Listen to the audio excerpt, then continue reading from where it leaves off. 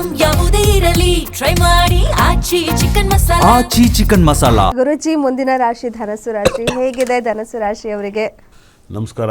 ಧನುಸು ರಾಶಿಗೆ ಸಖತ್ ತಾಂಡವಾಡ್ತೈತೆ ಈ ವಾರ. ಭಯಂಕರ ಲಕ್ಕು. ನೀವು 7 ಜನ್ಮದಲ್ಲಿ ಪುಣ್ಯ ಮಾಡಿರ. ವೃಷಭ ರಾಶಿಗಿಂತ ತಾಂಡವಾಡ್ತಿದೆ. ವೃಷಭ ರಾಶಿಗಿಂತ ಯೋಗಕರವಾಗಿದೆ. ಯಾಕಂದರೆ ಧನುಸು ರಾಶಿಗೆ ಧನುಸ್ಥಾನದಲ್ಲಿರುವಂಥ ಶನಿಗ್ರಹ 3ನೇ ಮೇಲೆ ಕೂತ್ಕೊಂಡು ರಾಶಿ ನೋಡ್ತಾನೆ. ಕುಟುಂಬ ಸ್ಥಾನಾಧಿಪತಿ ರಾಶಿ ನೋಡ್ತಾನೆ, ಅದು ವಿಪರೀತ ರಾಜ. ಮತ್ತು ವ್ಯಯಸ್ಥಾನಾಧಿಪತಿ, ಪಂಚಮ ಸ್ಥಾನಾಧಿಪತಿ ಉಚ್ಚ ಕುಜಗ್ರಹ ಇದ್ದಾನೆ.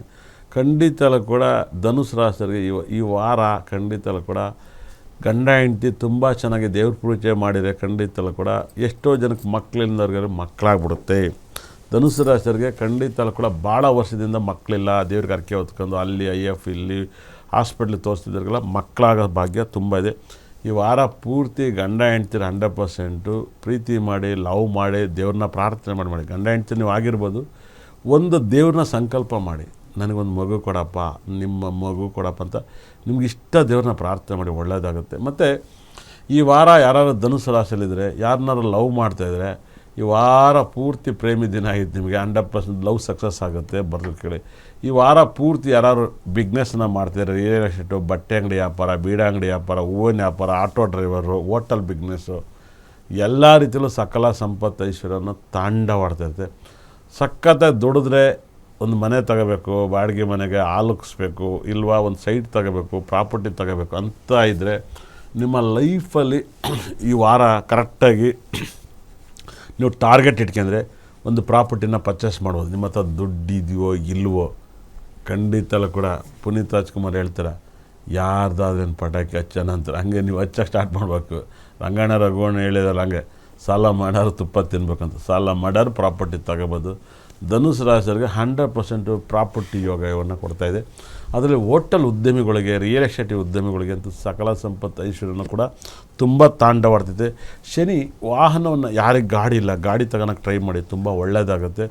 ಮತ್ತು ಅತಿ ಹೆಚ್ಚು ನೀವು ಲವ್ ಮಾಡ್ಬೋದು ಅಂತ ಹೇಳುತ್ತೆ. ಸಪ್ತಮದಲ್ಲಿರೋದ್ರಿಂದ ಯಾರೆಲ್ಲ ನಿಮಗೆ ಮದುವೆ ಆಗಿಲ್ಲ, ನನಗೆ ತೊಂದರೆಗಳಾಗ್ತಿದೆ, ಒಂದಲ್ಲ ಒಂದು ಸಮಸ್ಯೆಗಳನ್ನ ಕೊಡ್ತಾಯಿದ್ದೇವೆ, ನಾನು ಮದುವೆ ಆಗಬೇಕು ಅಂತ ಇದ್ದರು, ಈ ವಾರ ಯಾರನ್ನಾರು ನೋಡ್ಬಿಟ್ಟು ನಾನು ನೀವೊಂದು ಇಷ್ಟ ಅಂತೇಳಿ ಖಂಡಿತ ಕೂಡ ಮದುವೆ ಓಕೆ ಆಗ್ತದೆ. ಹುಡುಗ ಆದರೂ ಸರಿ, ಹುಡುಗಿ ಆದರೂ ಸರಿ, ನೀವು ಒಂದು ಲವ್ ಮಾಡೋ ಕಲ್ಲು ನಮ್ಮಲ್ಲಿ ಸಿಗುತ್ತೆ. ಅಂದರೆ 9 ನವಗ್ರಹದ ಕಲ್ಲಿರುತ್ತೆ.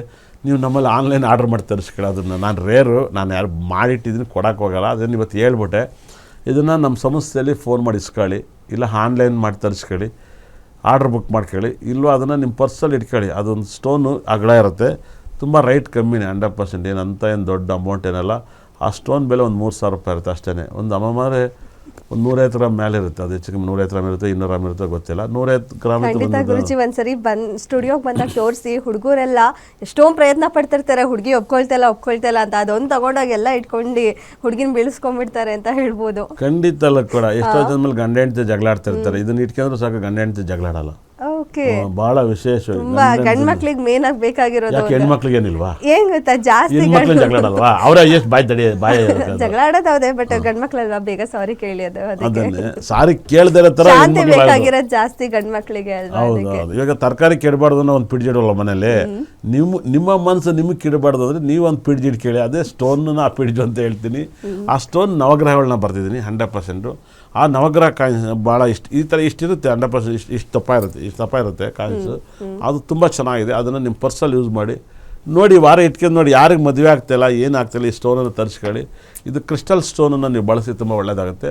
ಗಂಡ ಹೆಂಡತಿ ಜಗಳಾಡ್ತಿದ್ರು ಕೂಡ ಸರಿ ಮಾಡಿಕೊಡುತ್ತೆ. ಮತ್ತು ಸಂಸ್ಥೆಯಲ್ಲಿ ಕೂಡ ನಿಮ್ಮ ಓನರು ಇಲ್ಲ ವರ್ಕರ್ ಸ್ಟಾಫು ಒಬ್ಬರು ಅವರು ಇವರು ಕಿತ್ತಾಡ್ತಾರೆ, ನಿಮ್ಮ ಮೇಡಮ್ ಅವರು ಸಂಸ್ಥೆಯಲ್ಲಿ ಕೆಲಸ ಮಾಡ್ತಾರೆ, ಇದನ್ನು ಪರ್ಸಲ್ಲಿ ಇಟ್ಕೊಳ್ಳಿ. ಕರೆದ್ಬಿಟ್ಟು ಕಾಫಿ ಕುಡಿದು ಒಟ್ಟಿಗೆ ಊಟ ಮಾಡ್ತಾರೆ. ಅಂಥ ಒಂದು ಯೋಗವನ್ನು ಈ ಸ್ಟೋನಲ್ಲಿ ಅಡಗೈತೆ. ಈ ಸ್ಟೋನನ್ನು ಮಿಸ್ ಮಾಡ್ಕೊಬೇಡಿ.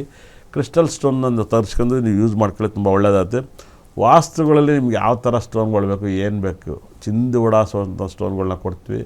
ನಮ್ಮಲ್ಲಿ ಸಿಗುವಂಥ ಪರಿಹಾರ ಇನ್ನು ಮುಂದೆ ಸ್ಟೋನು ಕ್ರಿಸ್ಟಲ್ಸನ್ನೇ ಪರಿಹಾರ. ಇದನ್ನು ದಯವಿಟ್ಟು ಬಳಸ್ಕೊಳ್ಳಿ. ಟೆಂಪಲ್ಗಳನ್ನ ಹೇಳ್ತೀವಿ, ಅದನ್ನು ನೀವು ಅಟೆಂಡ್ ಮಾಡಿ.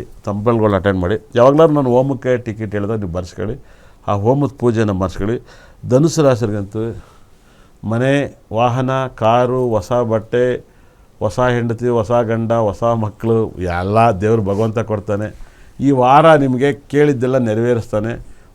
ಈ ವಾರ ಪೂರ್ತಿ 2 ಸರಿ ಸ್ನಾನ ಮಾಡಿ 2 ಸರಿ ದೇವ್ರನ್ನ ಪ್ರಾರ್ಥನೆ ಮಾಡಿ, ಬೆಳಗಲು ಸ್ನಾನ ಮಾಡಿ ಪ್ರೇಯರ್ ಮಾಡಿ, ರಾತ್ರಿನೂ ಸ್ನಾನ ಮಾಡಿ ಪ್ರೇಯರ್ ಮಾಡಿ, ಮಲಗಬೇಕಾದ್ರೂ ಪ್ರೇಯರ್ ಮಾಡಿ. ದೇವರು ಈ ವಾರ ತುಂಬ ರಾಜಯೋಗನ ಕೊಡ್ತಾನೆ.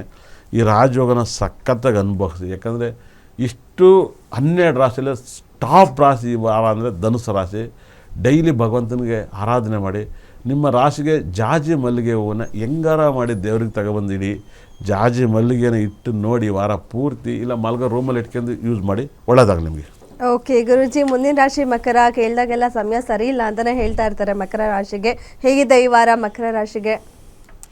ಮಕರ ರಾಶಿ ಖಂಡಿತಲೂ ಕೂಡ ನಾನು ಹೇಳೋದು ಬೇಕಾದ್ದು ಒಂದೇ ಒಂದು, ಈ ವಾರ ಪೂರ್ತಿ ಈ ವಾರ ತುಂಬ ಚೆನ್ನಾಗಿದೆ. ಆದರೆ ಫ್ರೆಂಡ್ಶಿಪ್ಪಿಂದ ಜಗಳಗಳಾಗುತ್ತೆ, ಫ್ರೆಂಡ್ಗಳಿಂದ ಜಗಳಗಳಾಗುತ್ತೆ.